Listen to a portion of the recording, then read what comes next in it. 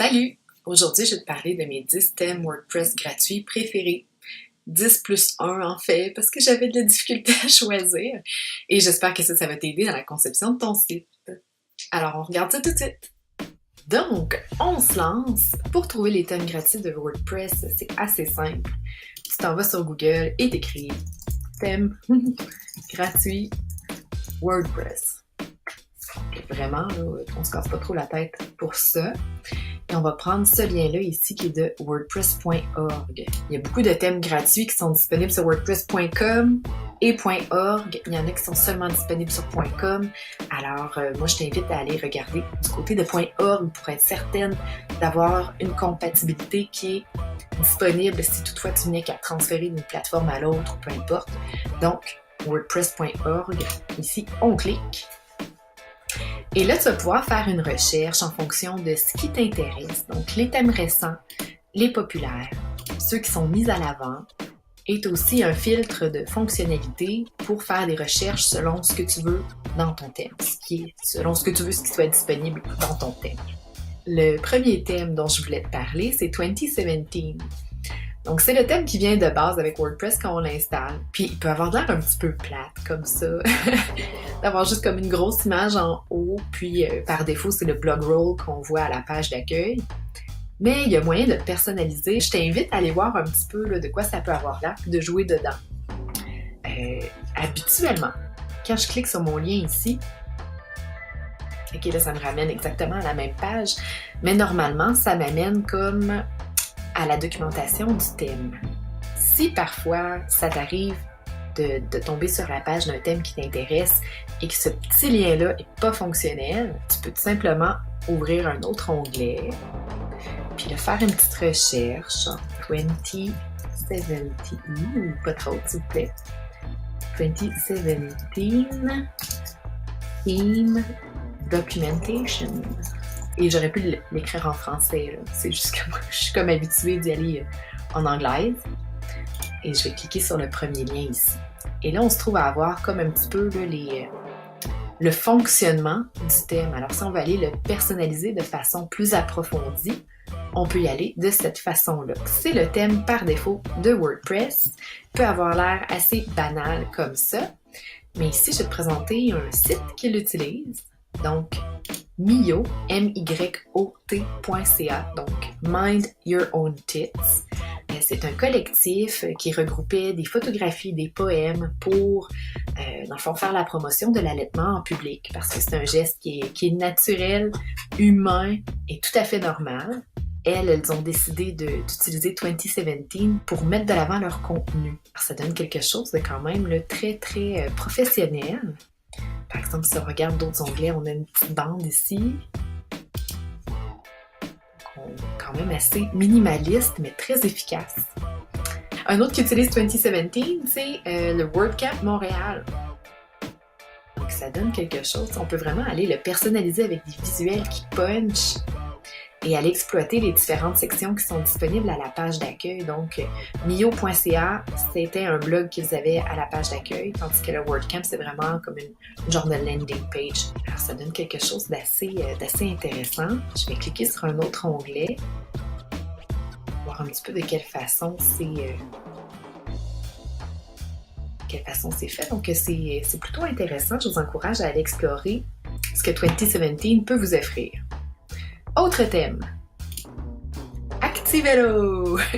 C'était le thème qui était utilisé sur Maman Boulot Dodo de Julie Rochon. Un site qui a pris sa retraite. C'est un petit design qui était intéressant. Donc, si je vais dans Theme Homepage, et voilà.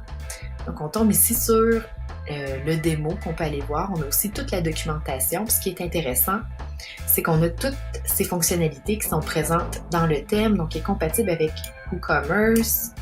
Il y a une documentation, il est prêt à être traduit, donc si vous avez un site, si tu as un site qui est bilingue, ça peut être intéressant. Donc, ici, on va voir le démo de ce que ça donne, Activelo. Donc, on a un genre de slider ici en haut, ou une image, featured image, ouais, avec un slider pour chacun des articles de blog. Et ensuite, on a le blog roll qui se trouve à être à la page d'accueil. Minimaliste, mais efficace. Et là, évidemment, on peut aller personnaliser légèrement l'apparence là, en fonction de la couleur qu'on veut utiliser, mettre notre visuel en haut. Ensuite, hey, j'y compte même pas, hein, parce que si j'y compte, je vais tout me mélanger. Un autre que j'aime beaucoup, hey, je vous jure, il y en a 11, là. Donc, Hemingway, que j'aime bien, ça fait déjà un bout de temps qu'il existe, il est quand même super intéressant. On voit ici, il y a quand même des pics de popularité au niveau de Hemingway.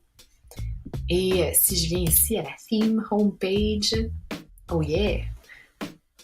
Donc, on voit ici là, toute la documentation qui va avec ce thème. Et un blog super populaire qu'il utilise, ben c'est Julie Lioli.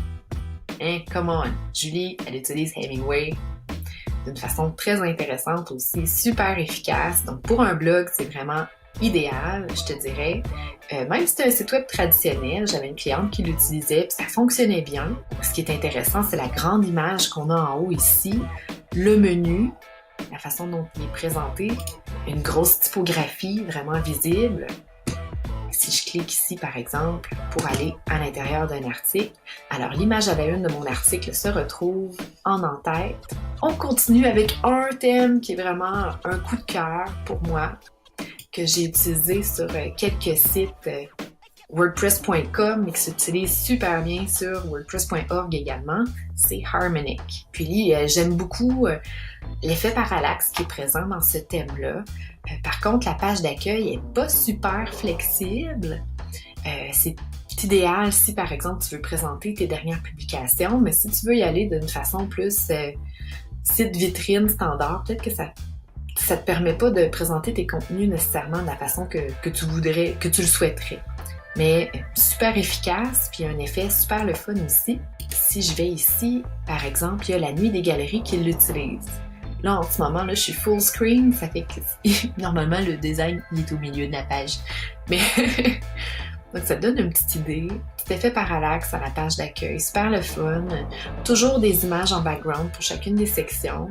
Donc, ça peut être vraiment intéressant. Ici, on se promène dans les différentes pages. Donc, on a une grande image à la une qui va être full screen. Et ensuite, on a le contenu de la page qui est en dessous qu'on peut décider d'avoir avec une sidebar ou pleine largeur, tout dépendant de l'utilisation qu'on veut en faire. Donc, ça peut être vraiment bien. Et ce site-là en particulier se trouve à pas d'article de blog, mais un genre de portfolio, donc un répertoire de restaurants et de galeries d'art. Et là, si je clique sur un, par exemple, ça donne un petit peu l'aperçu de ce qu'on peut avoir dans un article. Ça a une petite disposition comme ça qui est intéressante et parfois, quand les images sont un petit peu plus larges, elles vont déborder de chaque côté alors que le texte va rester plus centré. C'est un effet qui peut être intéressant. Autre thème que j'aime bien et que j'ai utilisé aussi, c'est Karuna. Karuna, ce qui est super le fun, c'est la grande image qu'on a en haut. Il y a aussi une section réservée pour avoir un call to action. Donc, on peut même aller programmer un petit bouton là-dedans, ce qui est vraiment intéressant, surtout si tu es sur WordPress.com où est-ce que les fonctionnalités sont plus limitées un petit peu. Mais tu peux quand même avoir ce genre de call to action-là pour amener les gens, par exemple, à s'inscrire à ton infolettre ou à aller télécharger une ressource gratuite. Donc, ça peut être vraiment bien. Ensuite, on a les témoignages. Si on les active pas, ils s'affichent pas. On a aussi le contenu de la page d'accueil. Notre page d'accueil qui vient se placer là. Les articles de blog. Ce que je trouve plate un petit peu, c'est qu'il n'y a pas la possibilité de mettre des images dans les aperçus, mais quand même, ça peut être super le fun. Et on a 2 sections de footer, si on veut. Donc, le site footer, puis on a comme le footer avec les widgets. Très simple à utiliser et super bien documenté. Au niveau des sites qui l'utilisent, donc il y a Hula Hoop Québec qui l'utilise. Ça nous donne un petit aperçu de de quoi ça peut avoir l'air. Ici, on y va au niveau du blog, juste pour te montrer. Donc ça a cet affichage-là ici, avec l'image à la une qu'on voit bien là, dans le blog roll, et l'image à la une vient se placer pleine largeur en haut. Un autre site qui va l'utiliser, c'est Rue de Montréal.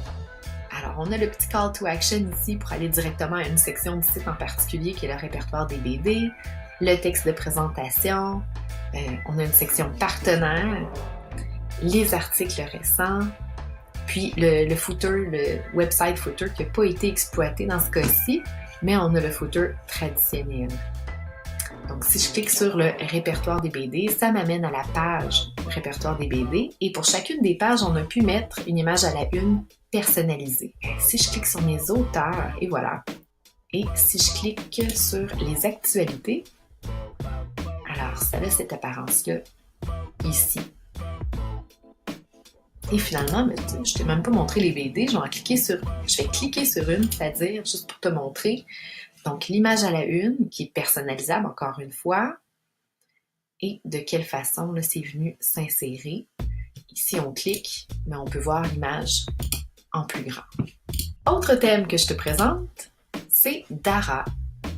Donc, qui est quand même assez conservateur au niveau de la présentation et du design, mais qui peut être quand même franchement efficace.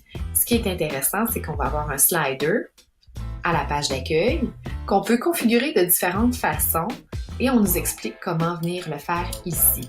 Donc, tous nos contenus qui sont mis à la une vont s'afficher dans le slider, que ce soit des articles ou des éléments du portfolio.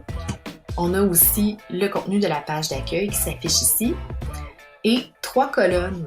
Donc, on peut sélectionner 3 pages qu'on va aller placer en vedette si on veut dans la page d'accueil, une section pour les témoignages et le footer. Encore une fois, très conservateur comme présentation, mais ça peut être très efficace également. Un site qui l'utilise, c'est Les mots clairs de Valérie Auclair. Donc, elle utilise également la section des témoignages, le footer. Oh, Valérie, qu'est-ce que tu fais? Juste un petit peu d'écriture en bas. Qui est ici. Si on va voir le blog pour voir de quoi ça a l'air. Donc, l'image à la une qui est présentée de cette façon avec un petit l'extrait de l'article qui va embarquer un petit peu par-dessus l'image. Ça peut être intéressant. Et en passant, l'arrière-plan ici en ce moment, il est gris. Donc, c'est pour aller avec le branding de Valérie. Elle aurait pu choisir une autre couleur. Elle aurait pu aussi choisir une image en pattern pour venir placer en arrière-plan pour donner un style différent aussi. Donc encore là, ce sont des décisions design qui peuvent être prises et qui c'est possible d'appliquer à l'intérieur de ce thème-là. Un autre thème que j'aime vraiment, à la base, c'est un thème pour les mariages. Mais il est super, je trouve vraiment fluide dans la façon dont il est monté. La présentation est intéressante, surtout si tu as des grosses images que tu veux placer en vedette. Donc, si toi, pour ton site, tu veux vraiment créer une atmosphère à l'aide de tes images, de tes photographies, c'est un bon thème pour toi. On a également accès, toujours en cliquant sur le petit lien ici, au mode de fonctionnement, si tu veux, au manuel d'emploi du thème. Et là, vraiment, tu n'as pas besoin de mettre des photos de mariage. Là, ça peut être utilisé à plein de saveurs différentes, mais ça a vraiment un effet intéressant. Et pour savoir comment configurer chacune des sections de la page d'accueil, ben, tu te fies à la documentation. Si on ouvre, je vais t'ouvrir le démo. Super le fun, c'est cute. Et là, on descend. On a nos petites sections ici avec nos photos. C'est cute, là.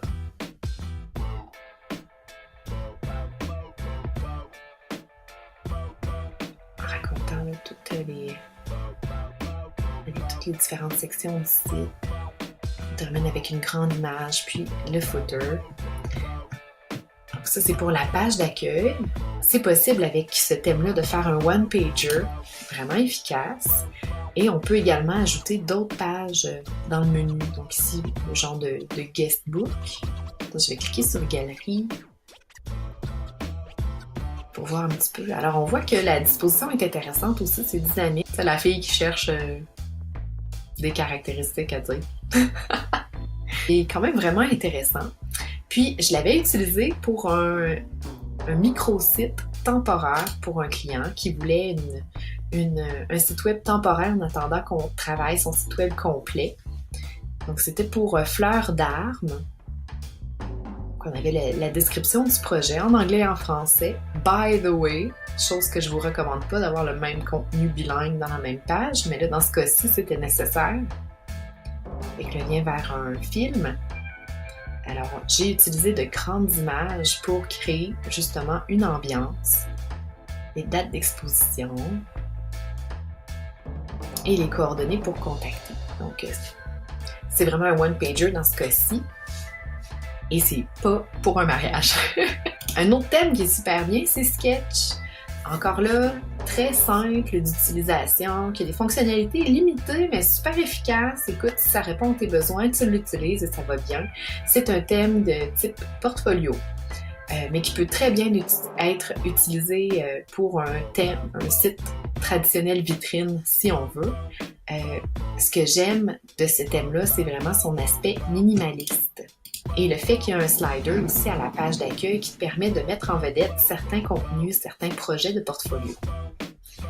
On a ici tout le petit manuel d'utilisation qui va avec aussi la taille idéale des images. En passant, je ne l'ai pas dit, là, mais pour chacun des thèmes, tu vas avoir les specs des images, donc les dimensions idéales pour que ça sorte bien.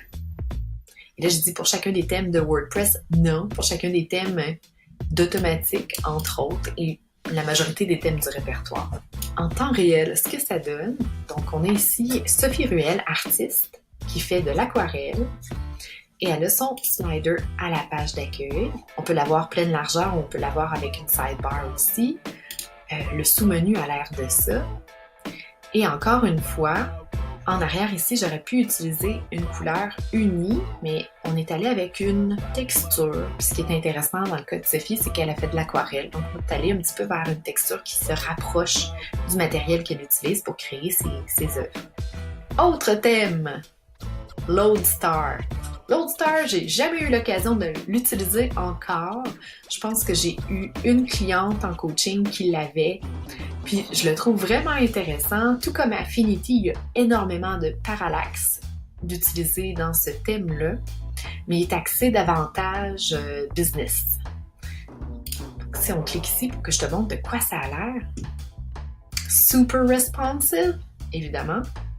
Et là, on a vraiment la documentation, là, étape par étape, section par section, pour aller le personnaliser selon les contenus que tu veux afficher à la page d'accueil.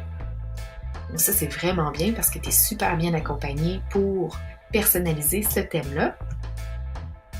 Et si on clique pour voir de quoi ça a l'air, donc on a une grande image plein écran avec le menu qui est en haut. Si possibilité de mettre un numéro de téléphone, tu pourrais très bien mettre ton adresse courriel aussi. On descend. Donc un genre de mini call to action qui peut être placé à cet endroit-là. Toujours de très grandes images, plein écran, qui aident vraiment à donner un ton, une ambiance au site web. Une section pour les services. Une présentation très minimaliste, mais super fonctionnelle. Enfin, comme la genre de page Nous joindre. Et les icônes de réseaux sociaux qu'on retrouve en bas. Si je clique sur le blog, ça ressemble un petit peu à 2017 au niveau de la présentation du blog. On voit quand même une petite parenté entre les thèmes. Encore une fois, possibilité d'avoir ça pleine largeur ou avec la sidebar. Si je regarde au niveau du portfolio, donc Loadstar, vraiment le fun. Belle présentation intéressante qui fait un petit peu site web d'agence. Ensuite, le topo serait pas complet si je parlais pas de Storefront.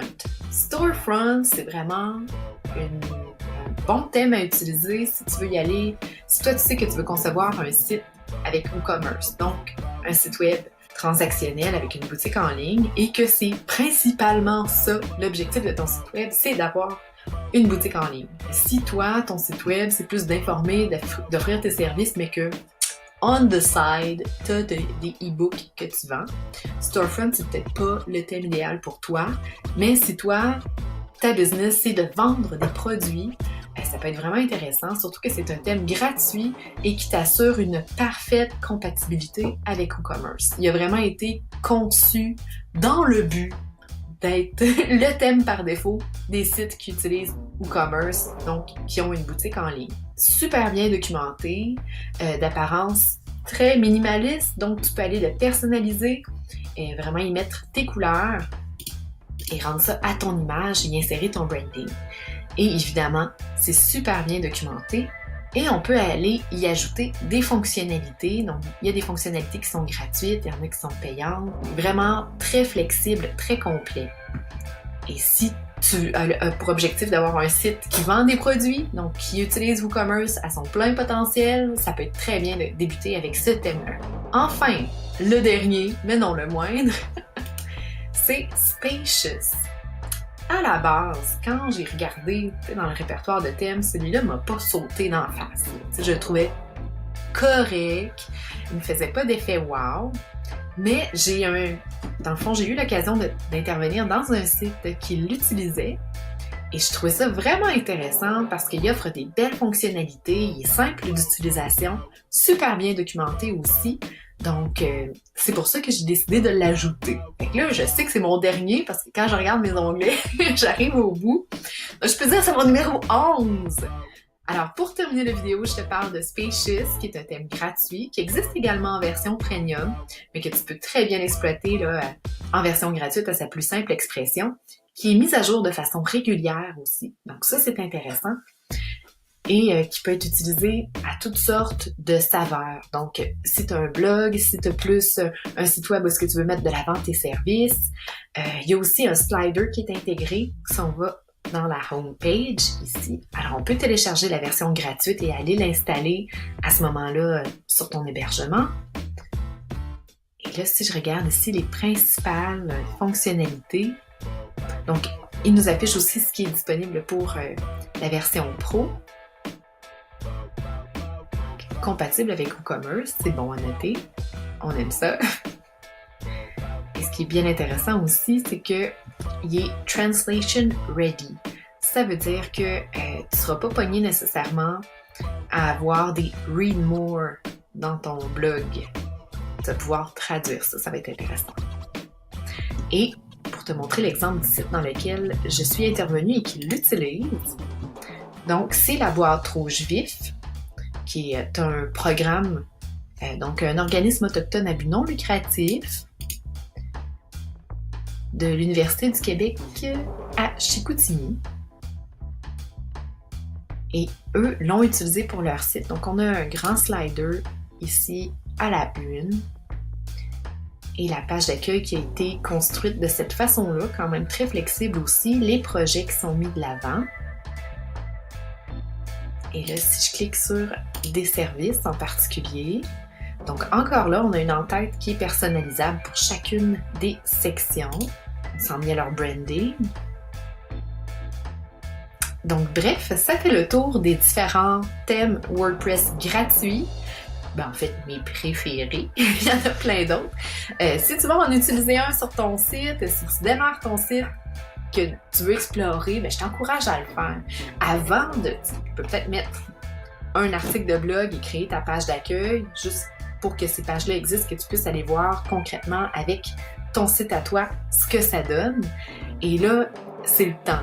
Tu sais, t'as pas trop commencé, c'est le temps d'y aller puis de faire des tests puis d'utiliser différents thèmes pour voir ce que ça donne.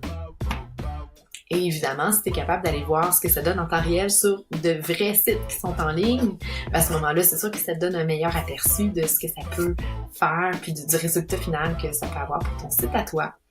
Merci beaucoup de m'avoir écouté. J'ai l'impression d'avoir vraiment fait du blabla. Donc, pour récapituler, je vais te mettre dans la description du vidéo et dans mon article de blog les liens vers chacun des thèmes qu'on a regardés ensemble dans la vidéo. Et si tu as des questions, surtout, n'hésite pas, écris-moi en commentaire, ça va me faire plaisir de te répondre. Sur ce, je te souhaite une super journée et à la prochaine!